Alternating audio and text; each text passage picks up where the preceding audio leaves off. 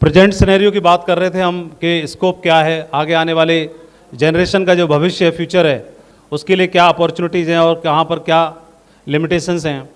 Present में हम देखते हैं जो टाइम कंपाउंडिंग का जो कंसेप्ट है वो आज का नहीं है, अनादिकाल से चला आ रहा है।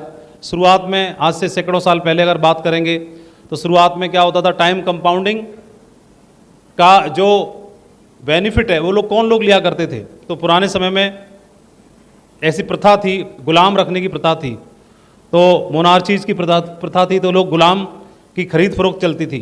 तो उस समय पर जिसके पास जितने ज़्यादा गुलाम हुआ करते थे वह उतना ज़्यादा धनी व्यक्ति या पावरफुल व्यक्ति माना जाता था, तो खरीद फरोख्त चलती थी। तो उनके द्वारा वो लोग काम करवाते थे अपने लिए और इस तरह से मुनाफा या सेठ साहूकार बनते थे वो लोग।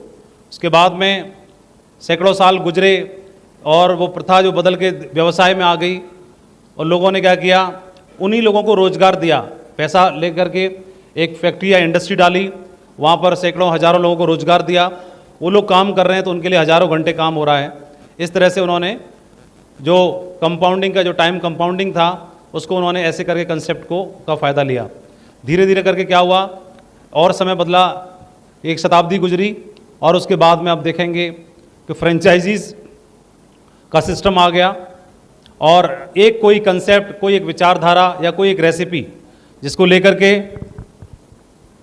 के ये फ्रेंचाइजी का आपने देखा, कोई भी एक टेस्ट, कोई भी एक रेसिपी पसंद आई और उसकी फ्रेंचाइजीज खुल गई देश भर में और दुनिया भर में।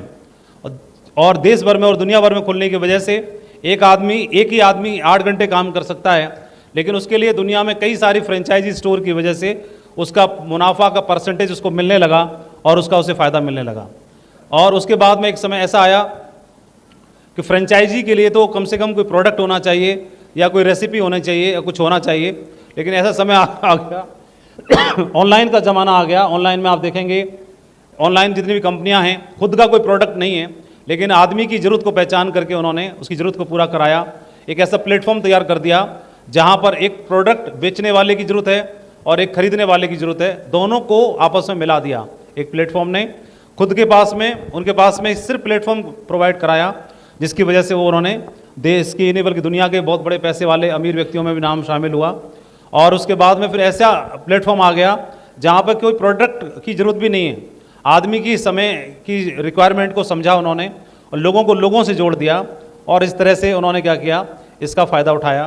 तो ये कुल मिलाकर के आप देखेंगे, यानी इसको सोशल मीडिया, सोशल नेटवर्क का समय आ गया और it is all about becoming a platform for e commerce of products and service. या तो प्रोडक्ट या फिर सर्विस प्रोवाइड कराने वाला ई कॉमर्स का एक प्लेटफॉर्म बन गया। और आज देखेंगे ये ब्रांड हो या इनके अलावा भी सभी ब्रांड हों, इन लोगों ने क्या किया, टाइम कंपाउंडिंग का फ़ायदा उठाया और आज के उभरते हुए ट्रेंड को पहचाना, समझा और बड़े बड़े नाम बने। ये लोग दुनिया में, ये लोग बहुत बड़े नाम बन गए कुछ ही समय के अंदर। जो समय मतलब लोगों ने 3 पीढ़ी 4 पीढ़ी में पैसा कमाते थे वो लोग मिलकर के, इन लोगों ने मात्र 3 दशक में, 2 दशक में ही उतना बड़ा एम्पायर खड़ा कर लिया है ना, ई कॉमर्स की बदौलत या सोशल प्लेटफॉर्म्स की बदौलत या टाइम कंपाउंडिंग की बदौलत। तो कुल मिला के कंसेप्ट क्या है, टाइम कंपाउंडिंग का है, जो शताब्दियों से चला आ रहा है। और आज की डेट में अगर वर्तमान में देखते हैं तो लेटेस्ट ट्रेंड्स के बारे में बात करेंगे। अब समय चल रहा है एंटरप्रेन्योर्स का, है ना, यूथ एंटरप्रेन्योर्स का समय चल रहा है। बेस्ट जो ग्रोथ हो रही है ई कॉमर्स का समय है अभी, है ना। और बिगेस्ट मार्केट जो है पूरी दुनिया में वो FMCG अपने आप में एक बिगेस्ट मार्केट है। तो नेटवर्क मार्केटिंग क्या है, इन तीनों चीज़ों का कम्बिनेशन है। आप देखेंगे एंटरप्रेन्योर जो लोग भी इसमें काम करते हैं सभी अपने आप में इंडिविजुअल एंटरप्रेन्योर हैं सभी लोग अपने आप में। दूसरा ई कॉमर्स प्लेटफॉर्म है जहाँ पर हम लोगों को उनकी मुहैया करा रहे हैं, ज़रूरतों को पूरा करा रहे हैं।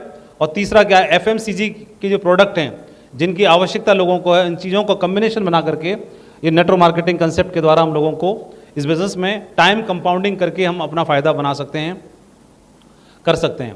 आज की डेट में सिर्फ एक ही चीज़ है जो आदमी को पैसे वाला बना सकती है और वो है सेटिस्फाइड कस्टमर। किसी भी रूप में हो, कैसे भी हो, अगर सेटिस्फाइड कस्टमर है, कस्टमर की संतुष्टि मिल गई, कस्टमर सेटिस्फाई हो गया, तो वो व्यक्ति निश्चित तौर पे बहुत सारा पैसा कमा सकता है, बहुत बड़ा पैसे वाला बन सकता है। इवन एक चाय की दुकान भी है, तो चाय की दुकान पे जो चाय पीने वाला व्यक्ति अगर संतुष्ट होता है तो वह उसको रिकमेंड करता है और धीरे धीरे करके वो चाय वाला भी वहाँ का पॉपुलर और फेमस बन जाता है ना। तो प्रेजेंट में केवल और केवल एक तो it's take off time of network marketing industry. तो ये समय जो है वो नेटवर्क मार्केटिंग इंडस्ट्री का एक टेक ऑफ करने का समय है। हम लोग बिल्कुल सही समय पर हैं। 2025 का जो समय जिसका माना जा रहा है एक बढ़िया अच्छा समय माना जा रहा है, गोल्डन एज मानी जा रही है।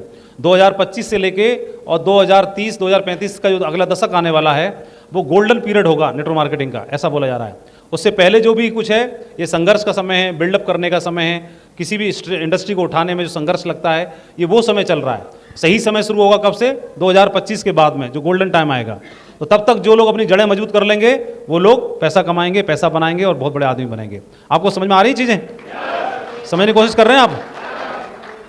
तो हम टेक ऑफ करने वाली इंडस्ट्री में हमने कदम रखा है। दुनिया में ऐसे अगर 100 लोगों की सूची बनाएं जिन्होंने नेटवर्क मार्केटिंग बिजनेस से क्या कमाया, तो प्रत्येक आदमी ने इतना कमाया कि वह आदमी खुद के हेलीकॉप्टर में और खुद के चार्टर्ड प्लेन को खरीद रखा उन्होंने नेटवर्क मार्केटिंग बिजनेस से। और कितने सालों में? किसी को या तो 40 साल हुए हैं या किसी को 30 साल हुए हैं, और कोई कोई तो ऐसे हैं जिनको 25 साल ही हुए हैं। 25 साल से लेके 45 साल के बीच में ऐसे लोग हैं जिन्होंने इस इंडस्ट्री के माध्यम से, उनके खुद के आइलैंड हैं, खुद के चार्टर्ड प्लेन हैं, खुद के बहुत बड़े बिजनेस एम्पायर हैं। इस बिजनेस में से पहले वो लोग क्या थे? वो लोग नौकरी कर रहे थे, कोई क्लास 1 ऑफिसर था, कोई IITian था, कोई इंजीनियर था, कोई कुछ था। और लेकिन जिन्होंने नेटवर्क मार्केटिंग बिजनेस में 30 साल 35 साल शिद्दत से दिए हैं और एथिक्स के साथ किया है और लीडरशिप को निखार के काम किया है, उन लोगों के जीवन में जनरेशन बदल गई हैं। इतना बड़ा एम्पायर खड़ा हुआ है। ये जो फोटो वगैरह या जो सोर्सेज हम आपको ले रहे हैं इंटरनेट से, गूगल से निकाले, कोई भी फोटो नहीं दिखा रहे हैं। नेटवर्क मार्केटिंग बिजनेस के जो अचीवर से संबंधित चीज़ें हैं केवल वही आपको दिखाने की कोशिश की जा रही है। आप समझो ये बिजनेस में it's take off time of network marketing industry. ये समय ऐसा हो रहा है, इससे आज से कुछ साल पहले हमने फोटो दिखाया था कि ऐसा समय आएगा जब लोग नेटवर्क मार्केटिंग बिजनेस में ऐसी गाड़ियाँ लेंगे। तो ऐसी गाड़ियाँ मतलब लोग विदेशों में तो ले ही रहे हैं और अभी शुरुआत हो गई है, इंडिया में भी लेने की शुरुआत अभी हमारे यहाँ भी हो गई है। हो गई कि नहीं हो गई? तो अभी गिनी चुनी है, लेकिन मेरे को लगता है कि आने वाले समय में, क्योंकि देखो शुरुआत में तो लोग पहले ऑल्टो वोल्टो वैगनार लिया, सेंट्रोल लेते थे। फिर उसके अगले स्टेप में आए तो लोग होंडा सिटी, स्कॉर्पियो, वरना लेने लगे, है ना। फिर उसके बाद अगले स्टेप में आए तो लोग फॉर्च्यूनर, सफारी और BMW, ऑडी, मर्सिडीज़ में लेने लगे। फिर उसके स्टेप में आप पाएंगे तो देखोगे रेंज रोवर लोग ले रहे हैं और पोर्शे तक भी गाड़ी इस बिज़नेस में आ रही है ना। और भी इसके ऊपर भी लैम्बोर्गिनी और उसकी तैयारियां चल रही हैं। तो इसका मतलब जीवन तो बदल रहा है और लेने वाले लोग आम लोग ही हैं ना, हम जैसे लोग तो हैं। कई लोग बोलते थे लोन पे ले आया होगा, तो लोन पे अगर आप ला सकते तो आप हेलीकॉप्टर ले आओ, जाओ। हम किसने रोक रखा है? हम कब मना कर रहे हैं? जाओ ले आओ ना।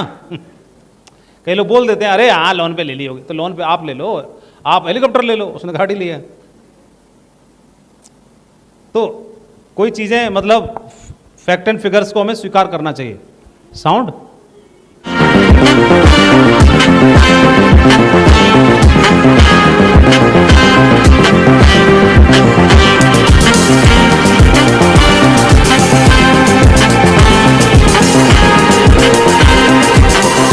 कर रहे हैं, इसलिए कोशिश कर रहा हूं। ये भविष्य है, जिन्होंने 30 साल 25 साल 35 साल कर लिया, ये लोग भी अगर 3 महीना काम करके और नो सुन के छोड़ देते तो फरारी की डिलीवरी नहीं होती। शुरुआत में जो मुश्किलें हमको और आपको आती हैं या आ रही हैं, वही सब सेम मुश्किलें इनको भी आई थी या आती हैं। एक दौर होता है, मैंने शुरू में ही बोला, बीज में फलदार वृक्ष बनने की संभावना है, लेकिन उस बीज को मिट्टी में जाना पड़ता है। और जब मिट्टी में जाता है तो कोई उसका ताली नहीं बजाता, कोई बोलता नहीं है, कोई क्रेडिट नहीं मिलता उसको। तो शुरुआत का दौर जो होता है वो ऐसे ही होता है और ऐसे होना भी चाहिए। आप सच बताओ, कोई संघर्ष नहीं करना पड़े, कोई फेलियर नहीं देखनी पड़े, कोई परेशानी नहीं देखनी पड़े, ज्वाइन करो तुरंत से फट से कर अरबपति बन जाए, तो कौन पूछेगा? ऐसे होता है कहीं? इसकी वैल्यू खत्म हो जाएगी, सक्सेस की मूल्य नहीं रहेगा कोई भी, है ना। तो जो संघर्ष से मिलता है, ओलंपिक के मेडल की कितनी वैल्यू होती है, चाहे ब्रॉन्ज ही क्यों ना हो, चाहे सिल्वर ही क्यों ना हो, होती है कि नहीं होती है? क्यों? क्योंकि उसको पापड़ बेलना पड़ता है, किसी किसी का जीवन पूरा लग जाता है उसको लाने में, है ना। इसलिए मूल्यवान होता है। सोना मूल्यवान है कि नहीं है? सोना मूल्यवान क्यों है, कोई बताएगा? क्योंकि बहुत कम है वो। अगर वो बहुत ज्यादा होता तो सोना नहीं पहनते। लोहा अगर कम होता तो फिर लोहा बिकता तोला के हिसाब से 50,000 रुपये तोला। जो चीज कम होती है वो हमारे लिए मूल्यवान हो जाती है। जो मुश्किल से मिलती है, जो कम होती है, वो मूल्यवान हो जाती है।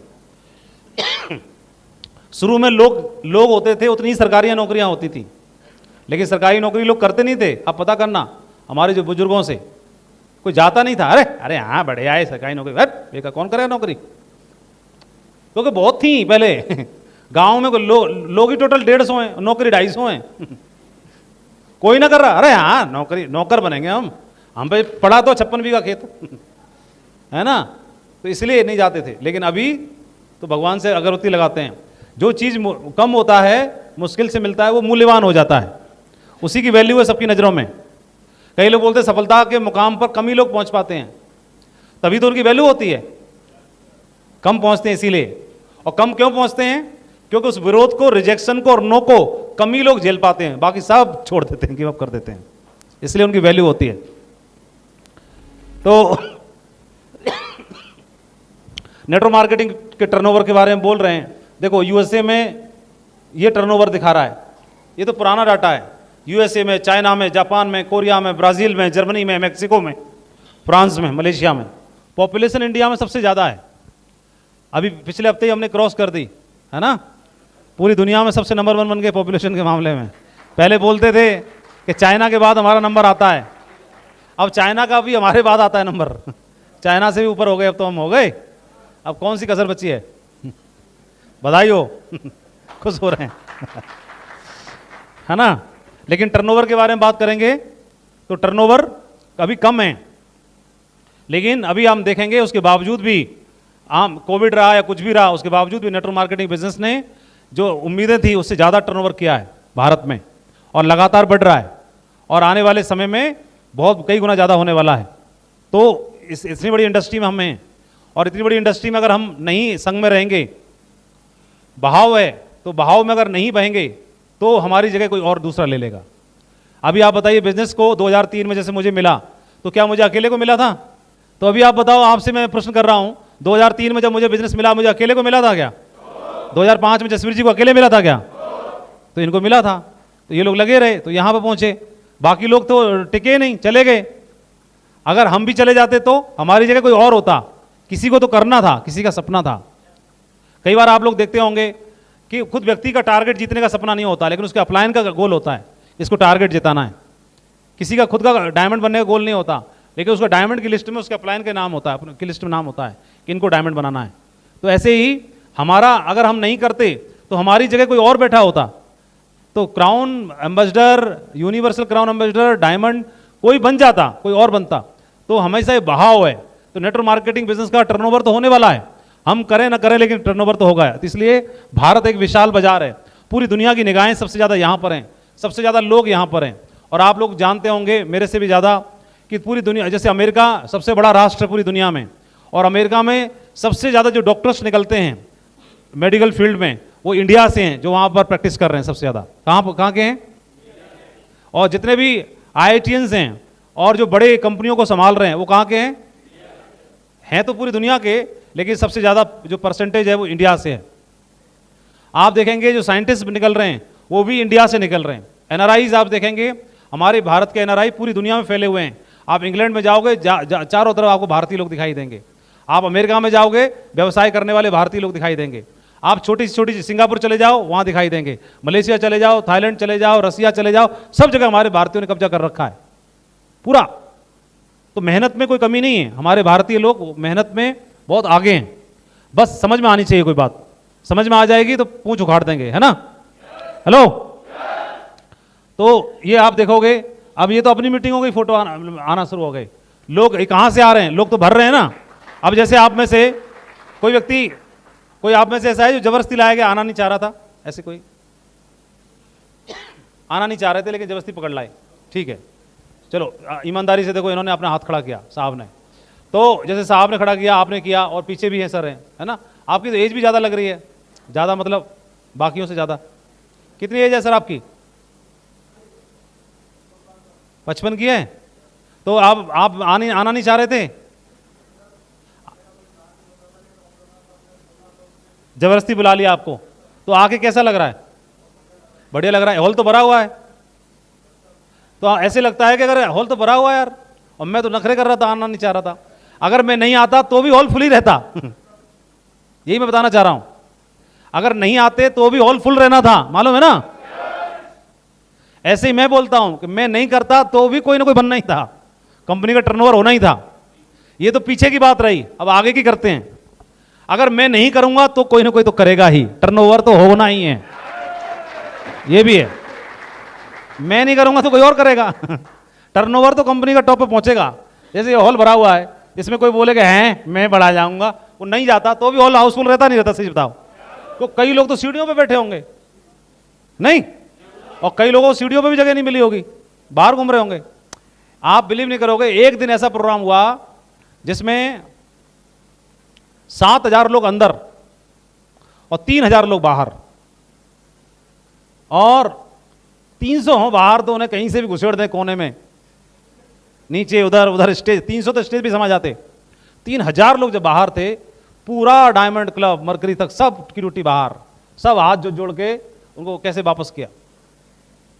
और अंदर जो घुसे हुए थे उनको पता ही नहीं थी कि बाहर ही आलम है।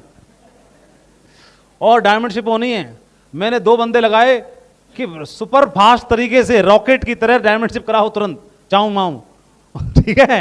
बाकी छोड़, अजीमो शाम सहनसा फूल डाला डोली, तुरंत बुला उसको टोपा वाले को, टोपा पहना खत्म करे उसको, कुछ नहीं होना वहां पर। प्रोग्राम खत्म करना है 15 मिनट में, मैं 15 मिनट में डायमंड की रिकग्निशन होगी 15 मिनट में, तब तक सारे वो सेटल करके आ गए। बात तो मानते हैं लोग, लेकिन बहुत मोटिवेट हो रहे थे जो लोग लौट के गए। मतलब जरूरी नहीं प्रोग्राम अटेंड करने से मोटिवेशन मिलता है, वापस लौटने से भी मोटिवेशन मिलता है। तो जो अंदर 7,000 लोग थे वो तो डायमंड शिप देख के मोटिवेट हो रहे थे, लेकिन जो 3,000 लोग थे वो ज्यादा मोटिवेट हो रहे थे। कितनी भाई जोर से कंपनी चल रही है कि अंदर घुसने का नंबर नहीं आ रहा, लौट के जाना पड़ रहा है 3,000 लोग वापस जा रहे हैं भाई, कितनी जोर से चल रही है कंपनी। हम कह रहे थे कि कौन करेगा कौन करेगा, अब करेंगे हम जोर से। प्रोग्राम अटेंड नहीं किया उन्होंने, वहीं से बोल रहे थे अब हम करके दिखाएंगे। तो चल रहा है, यही वो कंपनी है जो आपके हाथ में आ गई है, भगवान को धन्यवाद दो, है ना। और हम लोग सोचते हैं अरे हाँ जी करेंगे कोई, क्योंकि जानकारी नहीं रहती। पूरे भारत में छाई हुई है, डायमंडों की बाढ़ आई हुई है, फैशन में काम कर रहे हैं हम लोग। आप देखोगे ये स्लाइड तो छोटी सी लगती है हमको, लेकिन देखा जाए तो इसमें बहुत कुछ समाया हुआ है। आप बताओ आज की डेट में आदमी अगर 50,000 महीना कमाता है तो उसमें से काफी सारा पैसा तो फैशन पे खर्च कर देता है, कपड़ों पे खर्च कर देता है। पुराने टाइम में कहाँ खरीदते थे इतने कपड़े। आज की डेट में आदमी मॉर्निंग वॉक की ड्रेस अलग होती है, नाइट स्लीपिंग ड्रेस अलग होती है उसकी, कहीं काम पे जाएगा, ड्यूटी पे जाएगा, वहां जाएगा, उसकी ड्रेस अलग होती है, फॉर्मल अलग होती है, कैजुअल अलग होती है, इवनिंग की अलग होती है, शॉर्ट अलग होती है, और पार्टी में जाने की अलग होती है, शादी वाली अलग होती है, बर्थडे पार्टी की अलग। कितनी ड्रेसें रहती हैं उसमें, सेमी फॉर्मल अलग होगी, कैजुअल अलग होगी, दुनिया भर की होंगी। उसके बावजूद भी कहता है कि अभी कपड़े नहीं है मेरे पे ये यहाँ बैग भर के लाए होंगे सब, और उस बैग में ऊपर बैठ के चेन लगाई होगी ठांस के, और उसके बावजूद भी कह रहे होंगे कपड़ा तो है ही ना है ना। तो फैशन पे आदमी खर्चा करता है कि नहीं करता है, और होम केयर पे खर्चा करता है नहीं करता है। आज की डेट में वेलनेस पे बहुत खर्चा करता है आदमी, शिक्षा पे खर्चा करता है, हेल्थ केयर पे बहुत खर्चा करता है, ग्रोसरी पे बहुत खर्चा करता है, घर में किचन में झाला कितना सामान आता है, पर्सनल केयर पे बहुत खर्चा करता है। पहले जो ब्यूटी किट होती थी वो लेडीजों की होती थी, अब लेडीजों की जितनी बड़ी होती है उससे बड़ी तो मोटी तो लड़कों की होती है। उसमें ये वाली क्रीम, फलानी क्रीम, सुबह की क्रीम, शाम की क्रीम, ये वाला वो वाला, दुनिया भर का रहता है, लेके इतना बड़ा चलते हैं। तो आदमी खर्चा कर रहा है, समय बदल रहा है, बदल रहा है नहीं बदल रहा है। तो इसी पे हम लोग काम करना है। आदमी की जरूरत है ना, जरूरत है कि नहीं। फेसबुक वाले ने पहचाना कि 2 आदमी खाली बैठे रहते हैं, दोनों को आपस में बढ़ा देता हूं, पैसा मैं कमाऊंगा। वो लाइक खेल रहे हैं, पैसा वो कमा रहा है जकरबर्ग। तो ऐसे ही कंपनी ने भी पहचाना इन चीजों को लोग लाइक करते हैं, और इसकी जरूरत को आप लोगों को पहुंचाओ, पैसा आपको आएगा। आएगा कि नहीं आएगा। और एक ऊंट के प्रश्न की बात करते हैं। एक बार क्या हुआ कि जो ऊंट का बच्चा था उसने ऊंट से सवाल किया अपने पिता से कि पिताजी कि हमारी जो पीठ पे जो कुबड़ होता है क्यों होता है। तो पिता ने जवाब दिया, बेटा हमारे को परमात्मा ने ऐसी रचना बनाई है कि हमारी पीठ पे जो कुबड़ होता है हम उसमें पानी स्टोर कर सकते हैं ज़्यादा समय तक, क्योंकि हमें रेगिस्तान में रहना होता है, वहाँ पानी नहीं होता। तो परमात्मा ने हमारी ऐसी रचना बनाई है कि पानी जगह जगह नहीं मिलेगा, तो एक ही बार पी लो और लंबे समय तक काम चला लो, परमात्मा ने हमको ऐसे बनाया। बोला अच्छा, तो हमारे जो पैर होते हैं, वो जो फुट होते हैं, तो वो इतने गद्देदार कैसे होते हैं और गोल और गद्देदार क्यों होते हैं? उसने दूसरा सवाल किया। तो उसने बोला कि इसलिए क्योंकि हम रेगिस्तान में दौड़ना होता है और वहाँ पे रेत ही रेत होता है, तो रेत में ये पैर इस तरह की जो रचना होती है वो दौड़ने में हेल्प करती है और हमें सहूलियत होती है, इसलिए परमात्मा ने हमारे पैर ऐसे बनाए। तो फिर उसने बोला कि अच्छा, कि हमारे पे जो कुबड़ है और पैर हमारे जो ऐसे बनाए परमात्मा ने, ये तो मैं समझ गया, लेकिन हमारी आंखों में जो घनी घनी पलकें होती हैं वो क्यों होती हैं? तो उसने बोला कि रेगिस्तान में तो तूफान आते हैं, है ना, रेत के बवंडर बनते हैं और वो हमारी आंखों में घुसेगा, इसके लिए आंखों से रेत ना घुसे, इसके लिए परमात्मा ने हमारी पलकें इतनी घनी बनाई हैं। तो वो समझ गया, बच्चा समझ गया। तो ये पलकें जो हमारी आंखों की रक्षा कवच हैं, बोले समझ गया। तो बेटे ने बोला कि पिताजी, जब परमात्मा ने हमको ऐसा बनाया है कि हमारा कुबड़ हमको दिया, पैर ऐसे बनाए और सब कुछ हमको दिया, तो फिर हम ये चिड़ियाघर में क्या कर रहे हैं? बाप बेटा दोनों चिड़ियाघर में थे, रेगिस्तान में क्यों नहीं? जिसके लायक परमात्मा ने हमको बनाया, जिस लिए हमें बनाया, वहां क्यों नहीं हम? और यही सवाल जब आदमी को करना हो, परमात्मा ने हमको क्या बनाया? क्या बनाया है? पर ऐसा बोला जाता है कि परमात्मा ने अपना रूप देके भेजा हमको। तो आप बताओ, परमात्मा ने आदमी को कैसा बनाया? आदमी क्या कर सकता है? आदमी क्या कर सकता है? आदमी जहाज उड़ा सकता है, अंतरिक्ष में जा सकता है, मंगल पे जा सकता है, चांद पे जा सकता है, अंतरिक्ष के बारे में पता कर सकता है, टेम्परेचर कम ज़्यादा कर सकता है, अपने हाथ से यहाँ से वहाँ किसी भी इंसान को कोई चिट्ठी भेज सकता है, कुछ भी कर सकता है। वो पानी में तैर सकता है, वो पाताल में जा सकता है, वो खगोल विज्ञान को समझ सकता है, वो सब कुछ समझ सकता है, अंतरिक्ष को जान सकता है और टेम्परेचर को कंट्रोल कर सकता है। वो हाथी को बांध सकता है, शेर को पिंजरे में डाल सकता है, वो व्हेल को और डॉल्फिन को कूदना सिखा सकता है, नचाना सिखा सकता है। इतना पावरफुल इंसान है। तो आदमी क्या कर सकता है? आदमी ये कर सकता है। तो हम कौन है? हम वही हैं। और हम क्या कर रहे हैं? 30,000, 40,000, 50,000 में खुश हैं, कंप्रोमाइज कर रहे हैं। और कुछ पोटेंशियल हमारे अंदर परमात्मा ने दे रखी है सब कुछ, लेकिन उसका बटन चालू ही नहीं कर रहे और बोलते रहते हैं हम तो बदकिस्मत हैं, हम तो बदकिस्मत हैं, हम तो बदकिस्मत हैं, हम पे कुछ है ही नहीं, कुछ है नहीं, कुछ है नहीं, कुछ है नहीं। उसका इस्तेमाल किया जाए तो आदमी तो कुछ भी कर सकता है।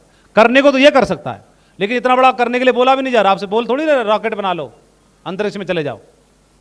ये बोल रहे हैं कि डायमंड बन जाओ। सिंपल लोग बन रहे हैं सब, सादा सादा। आप भी बन जाओ, पसंद ना आए तो छोड़ देना, मत बनना, फिर वही काम कर लेना पुराना वाला। बन लो, जनरेशन के लिए कर सकते हैं।